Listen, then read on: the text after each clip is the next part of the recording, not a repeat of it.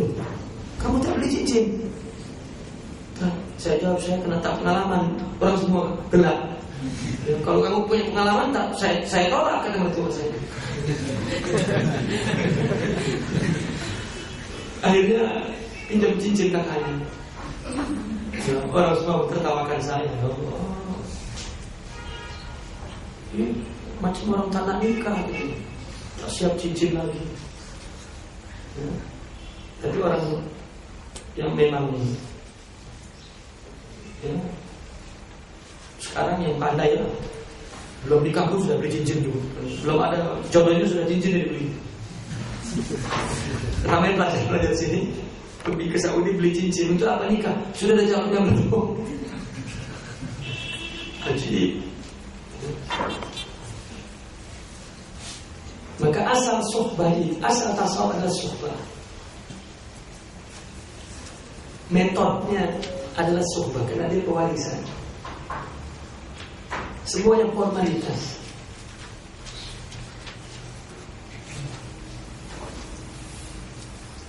Nah kemudian apa usulnya suhbah itu? Ini 5 perkara. Tadi yang pertama adalah usul thariqah, artinya usul tarbiyah. Thariqah itu apa? Itu untuk buat itu. Ada buruhnya berdasarkan ijtihad ulama. Ya. Nah, metode utamanya adalah suhbah. Suhbah itu apa? Pertama, al-himmah al-aliyah, semangat yang tinggi. Maka orang yang bersuhbah kepada seorang syaikh karena punya himmah yang aliyah, karena jika tidak mampu mengikuti. Malas, hawa. Orang yang ingin mendapat waris akhlak Muhammadiyah, dia kena punya semangat yang cukup. Sesuatu yang besar kena dengan upaya yang besar. Tidak ada yang besar di dunia ini kecuali mendapat waris nubuwah Muhammadiyah akhlak. Tidak ada di belakang itu yang besar. Bagaimana mengambilnya dengan semangat-semangat yang setengah-setengah. Nah. Sehingga sebagian seorang syaikh sufi mengatakan, arkanu bai'atina arba'an. Yang pertama mahabbah. Karena orang jika tak cinta tak dapat bertahan lama untuk bersama. Sedangkan suhbah bersama, himmah aliyah adalah nama lain dari cinta. Cinta itu adalah himmah aliyah. Orang yang semangatnya tinggi dengan ilmu karena dia hubbul ilm. Kalau tak mungkin. Karena orang yang tinggi semangatnya akan tinggi derajatnya. Antum datang ke sini, himmahnya kepada ilmu ta'aliyah, maka tingkatan ilmunya tak tinggi juga. Ya, menghadiri pengajian kalau nak, kalau tak. Atau ikut orang yang tak kita, saya pun tak begitu. Ada himmah. Suhbah perlu himmah aliyah. Yang kedua, hifzul hurmah, memelihara kehormatan. Kehormatan Allah. Syaikh adalah hormatullah.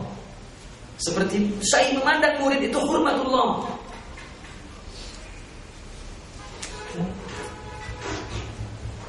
Maka dia menghormati. Karena barang siapa yang memelihara kehormatan Allah, dia akan dipelihara kehormatannya oleh Allah. Muslim, ahbab, hormatullah. Itu suhbah. Yang ketiga, berkhidmat dengan baik. Man khadam khudim. Siapa yang berkhidmat dengan baik, maka pasti akan mendapat kemuliaan. Kenapa di dalam suhbah ada khidmat? Karena begini, yang menghalangi kita dari Allah itu 3. Nafsu, syaitan, dan diri kita. Ada yang mengatakan 4, dunia.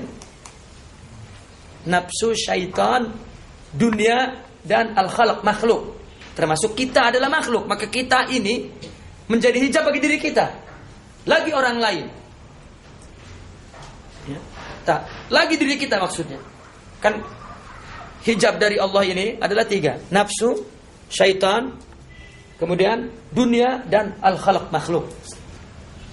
Kita ini adalah juzuk minal makhluk. Lagi kita adalah hijab kepada kita. Maka tinggalkan diri kita dan hadapkan ke Allah.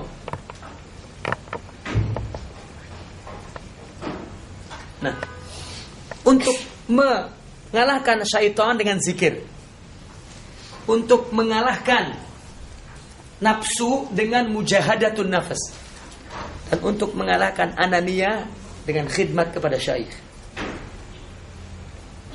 Maka orang perlu syaikh agar aku dia, ego dia, takabur dia hilang. Karena hikmah dan ilmu tidak akan masuk ke hati yang mutakabbirin. Itu sebabnya qanun hayat ini, undang-undang hidup ini dibuat orang belajar kepada yang lain dan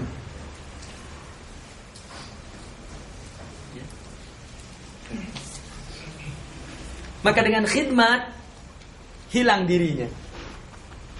Ilmu dari Allah asalnya, tapi kalau tak ada gurunya dia mengatakan, "Oh, aku dari Allah," tapi ketika ada, ini sebabnya. Seperti ada anak, ada orang tua dan seterusnya. Ya, maka khidmat sebagai ciri utama di dalam suhbah. Karena asalnya hidup ini khidmah kepada Allah melalui semua orang. Antum bekerja dimanapun adalah khidmah kepada orang, kan? Antum sebagai suami khidmah kepada istri, sebagai ayah khidmah kepada anak, sebagai istri khidmah kepada suami, sebagai ibu khidmah kepada anak. Nanti ada jiran, ada dari tuan rumah khidmah kepada tetamu, dan antum pun jadi tetamu dan dikhidmati oleh semua. Kalau bukan dia merasa karena Allah, maka itu akan ananiah, kepentingan diri sendiri. Aku menghormati dia karena agar aku dihormati, bukan karena Allah. Padahal yang menjatuhkan dan yang merendahkan Allah. Maka jangan takut direndahkan oleh orang, ya. Karena Allah lah yang merendahkan dan menghormati orang lain. Maka khidmah dalam tasawuf adalah mengajarkan agar engkau melakukannya karena Allah. Karena tidak ada yang kita husnuzon kepada orang yang selalu bersama Allah melainkan kepada seorang syekh murabbi. Maka dia berkhidmat kepada dia pasti ini karena Allah. Tapi bukan saja kepada syekhnya. Maka saya pernah berkata begini, jika ada seorang yang hormat kepada syekhnya saja, dia mengatakan ini Allah, tetapi kepada orang lain tidak, dua salahnya. Ima syekhnya bukan syekh, tidak mengajarkan murid beradab kepada Allah, kepada semua mazharnya manusia ini makhluk, atau muridnya tidak beradab. Bas, karena adabnya punya syekh adalah khidmah, adalah tarbiyah, berkhidmat kepada manusia. Sekarang, jika antum kepada orang yang antum husnuzan, ilmunya, amalnya, solehnya, takwanya, dekatnya kepada Allah, antum tidak berkhidmat kepada dia dan beradab, bagaimana kepada orang lain yang antum tidak husnuzan? Bagaimana antum mau melakukan sesuatu karena Allah? Tetapi jika dia karena Allah kepada syekhnya, tetapi kepada orang lain tidak, berarti ini bukan syekh, karena tidak mengajarkan untuk membawa kepada Allah. Karena syekh ketika dikhidmati oleh muridnya bukan untuk dirinya, tetapi untuk menterbiah dia, bahwa melakukan itu karena Allah, bukan karena aku. Ya, tapi dipraktekkan, ditarbiyah pada syekhnya, karena dia husnuzon, karena orang melakukan sesuatu kepada yang dia berbaik sangka, mudah untuk ditarbiyah. Ya, karena ada fenomena syekhnya diangkat-angkat, yang lain ya diburukan. Ini imma syekhnya bukan syekh, atau dianya tidak paham tentang tarbiyah sufiyah, tidak ada adab. Tidak ada yang tiga sebabnya. Saya membukakan mata kita bahwa semua adalah Allah dengan melalui interaksi kepada dia, tarbiyah kepada dia, khidmah kepada dia. Maka tengok ulama-ulama dulu kan, murid-muridnya khidmah sangat untuk tarbiyah. Tapi ulama sekarang khidmah memang syekhnya kaslanin, mau dikhidmah. Ini adalah istiglal, memperhamba orang. Akhirnya keluar dari syekh menjadi orang mutakabirin, bukan menjadi orang mutawadhiin. Orang dulu tak mengaji dengan seorang ulama syekh, ya, hanya bawa slipernya, siapkan ilmu syai. Tiba-tiba balik dari situ menjadi seorang yang zahid, yang wara, ya, menjadi wali. Karena tarbiyah dia tahu. Balik dari situ kepada orang adab, kepada orang, karena sudah ditarbiyah oleh dia. Dia beradab kepada syekhnya, diajarkan bahwa hakikatnya kepada Allah. Begitu keluar jadi seorang yang wara. Sekarang orang dekat dengan syekh, berada dengan syekh. Begitu kepada orang, aku wali, tahu tak?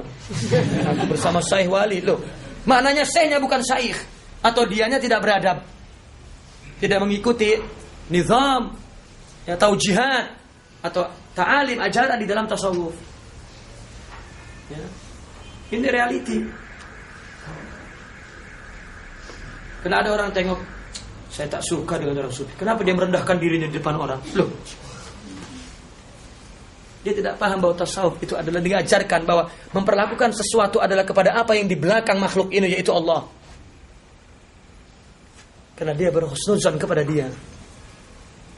Husnuzan ini pun ditanamkan karena tidak ada makhluk yang tidak ada Allah di belakangnya. Karena kita adalah makhluk dan ada khalik berarti.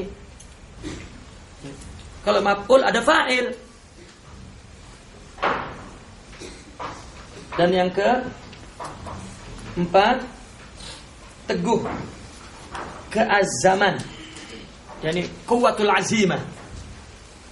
Di dalam tasawuf tidak boleh memilih rukhsah. Rukhsah kepada nafsu terutama. Tak apalah sekarang saya ikuti nafsu, tak. Kena azimah, kena melakukan yang awlawiyat. Itu sebab kenapa orang-orang dalam tarbiyah sufiyah akan meninggalkan yang dianggap tidak azimah. Ya. Antum mencari ilmu itu azimah di sini. Yang lainnya adalah rukhsah, boleh. Ya. Di dalam tarbiyah adalah bagaimana agar dia zikir dan ingat kepada Allah, ini azimah. Tinggalkan semuanya. Karena jika engkau mendapatkan ini akan mendapatkan semuanya. Antum tak lama di sini 4 tahun. Kenapa buang masa untuk sesuatu yang tafih? Ya. Yang tidak berguna pun antum bawa pulang ke negeri kita. Tak. Tapi jika mendapat Allah dan ilmu dimanapun, ya, antum berguna. Lakukan apapun. Ya. Itu sebab dalam tarbiyah harus kuat azimah itu. Dan yang ke-5, mengagungkan nikmat. Selalu memandang semua nikmat. Ya Allah nikmatnya takwa, ya Allah nikmatnya beramal, ya Allah nikmatnya, agar mengagungkan yang punya nikmat, yaitu Allah. Ya. Sehingga dia memandang semua nikmat, hatta anugerah nikmat, musibah. Lihat ikam-ikam Ibnu Athaillah Sekandari, ya, yang banyak ikam-ikam yang menjelaskan tentang, ya, bahwa musibah itu adalah nikmat dan lain sebagainya. Nah, kemudian selepas itu apa? Asas muamalah. Bagaimana kita bersama? Muamalah teramal yang kita lakukan di dalam tarbiyah. Kita suhbah dan matlamat, ya, usul thariqah tadi sebagaimana matlamatnya. Kan? Kemudian suhbahnya adalah sebagai metodenya.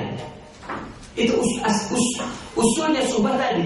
Nah sekarang bagaimana muamalah kita yang kita lakukan ketika kita bersuhbah dan untuk mencapai matlamat? Pertama, menuntut ilmu.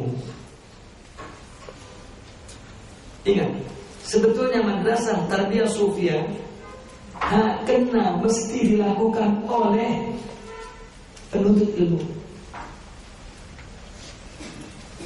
Ya, karena sepenuhnya tarbiyah sufiyah dapat dipraktikkan hanya kepada penuntut ilmu.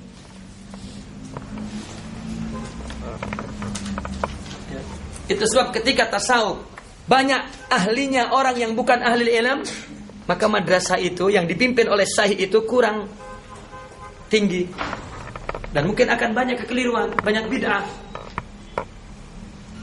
Karena amal yang tidak berdasarkan ilmu bid'ah. Ya. Tetapi justru yang paling zuhud daripada tasawuf, bukan kepada tasawuf, zuhud dari tasawuf adalah para penuntut ilmu. Menuntut ilmu untuk melaksanakan perintah Allah.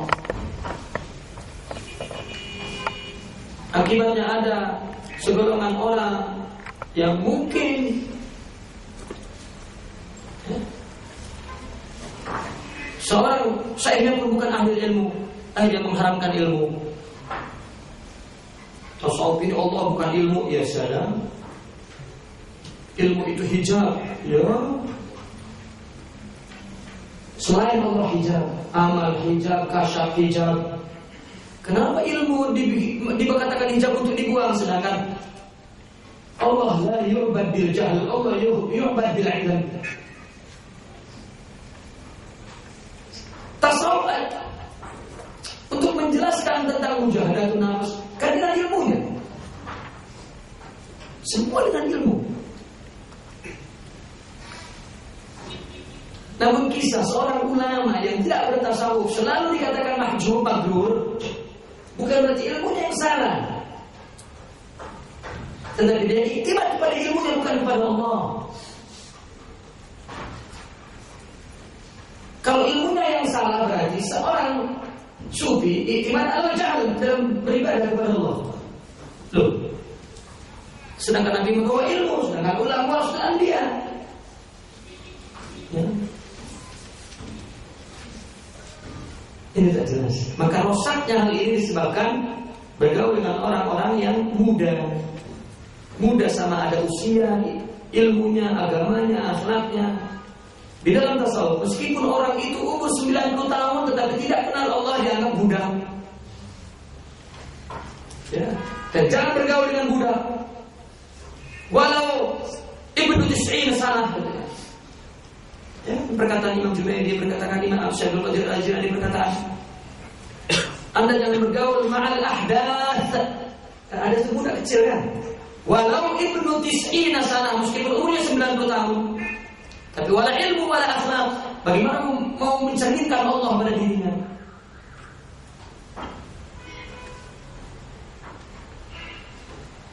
Ya, ini rosak. Ya.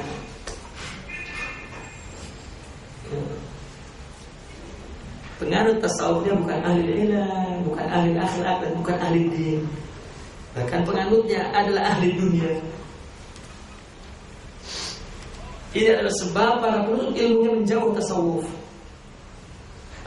Saya heran, ada orang yang tidak banyak ilmu agamanya, tapi dia berbicara tentang Nur Muhammadi, hakikat. Tapi orang yang lepas adalah ajar adalah yang paling bodoh terhadap ilmu-ilmu itu.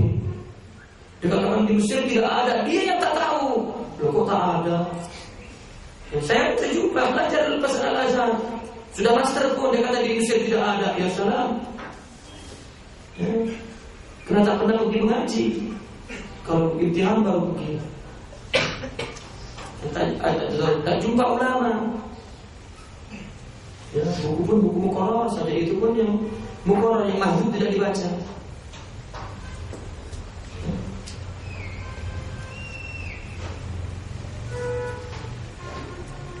Baik, yang kedua, suhbah kepada para syuyukh. Ini salah satu muamalah. Ilmu dan suhbah. Ini tak sufi di kitabnya dibuang, yang dijual kitabnya, nunggu dapat ilmu dari langit. Semua ilmu dari langit meskipun kita baca di buku. Tolol.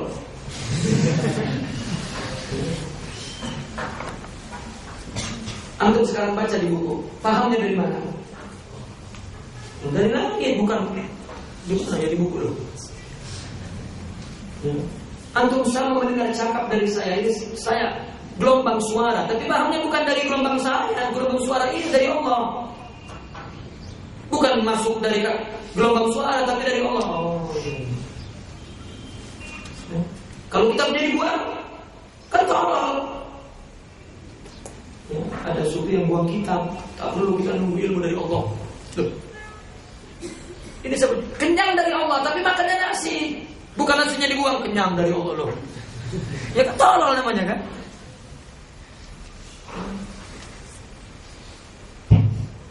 Suhbah kepada para suyud dan ikhwan adalah ahbab.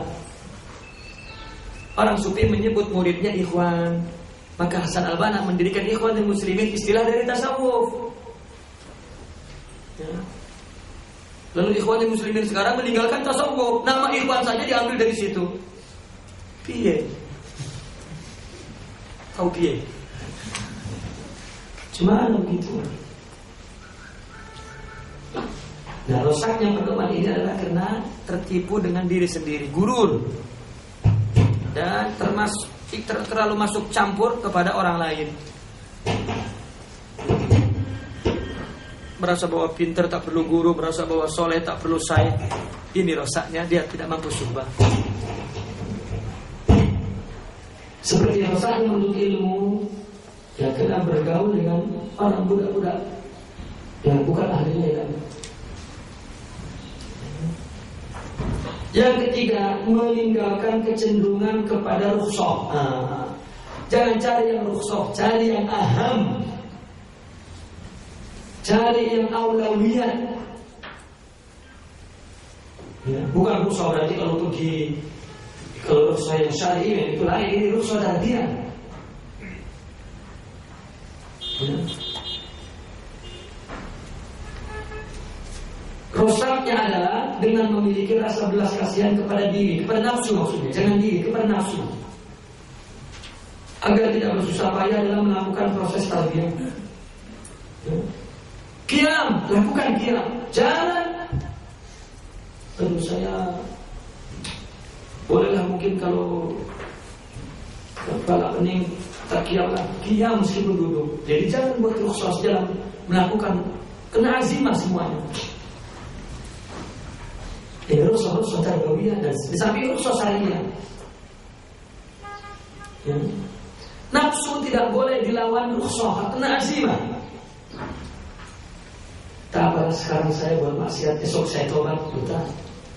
Nafsu jangan kompromi.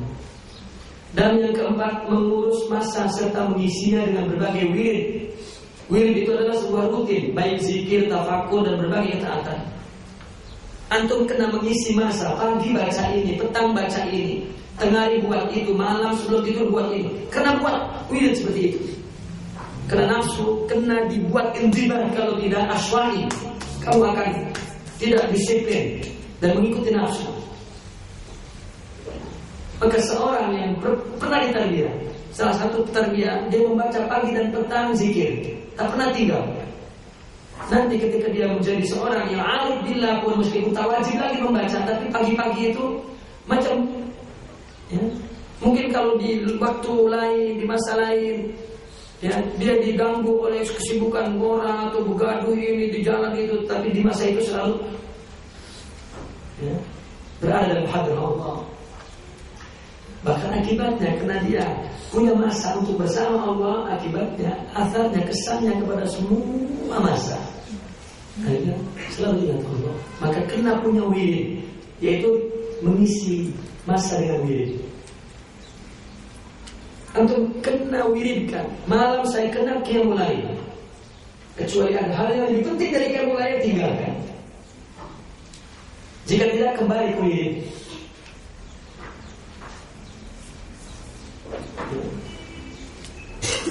Seperti ulama-ulama Nusantara dulu kita, saya wirid sholat jamaah di barisan depan di dekat tiang ini saya sudah wiridkan.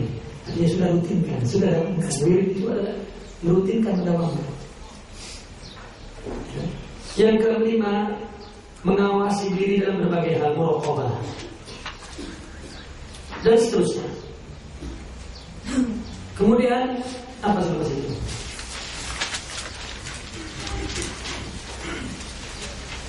Panduan mengobati penyakit nafsu. Bagaimana melawan nafsunya? Ini panduannya. Pertama, ringankan isi perutmu, takhfif al-batn. Ya. Jangan makai banyak. Betul kan? Jangan makan banyak. Ya. makan sedikit saja.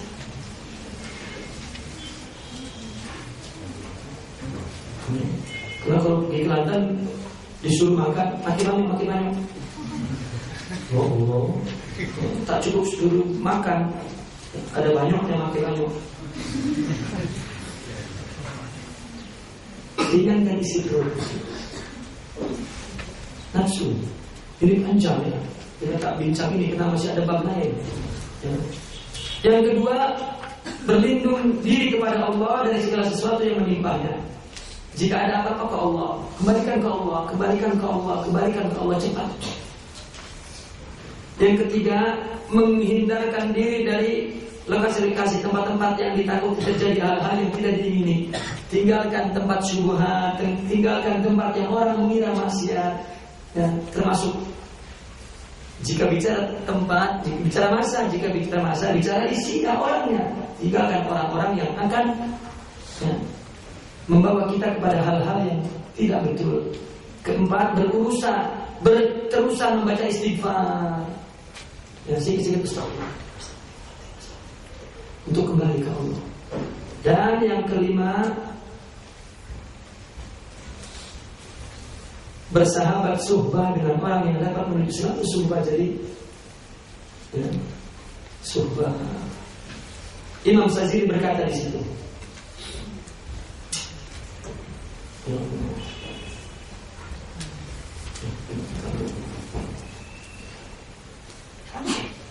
jangan engkau mendatangi suatu tempat melainkan untuk mendapatkan pahala Allah. Janganlah engkau hadir melainkan engkau aman dari maksiat Allah. Janganlah berteman kecuali dengan orang yang dapat membantumu dalam melakukan ketaatan kepada Allah. Dan janganlah memilih tempat teman rapat kecuali kepada orang yang dapat menumbuhkan keyakinanmu, meskipun mereka sedikit. Ya. Lalu berkata lagi, orang yang menunjukkanmu kepada dunia berarti ia telah menipumu. Kamu mengaji punya sijil, nanti bekerja, ini penipu.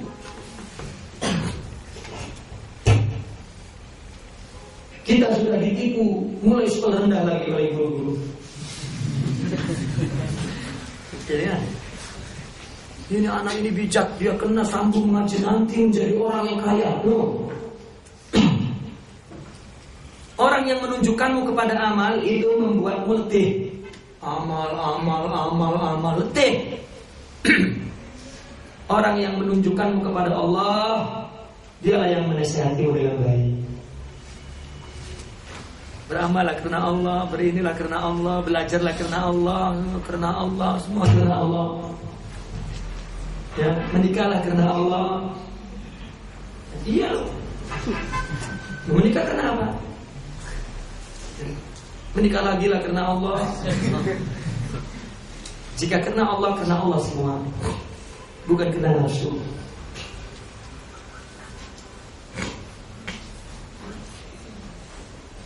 Nah kemudian 5 musibah yang menimpa insan, ya, tarbiyah ini. Sekarang mulai akibat dari tidak melakukan usul-usul di atas. Ini musibah. Apa musibah? Memilih kebodohan dari ilmu pengetahuan akibat tidak sesuai dengan usul-usul di atas. Tertipu dengan setiap himbauan, tidak memiliki pendirian. Apa himbauan? Seruan. Apa? Perkataan yang dia sendiri tidak paham.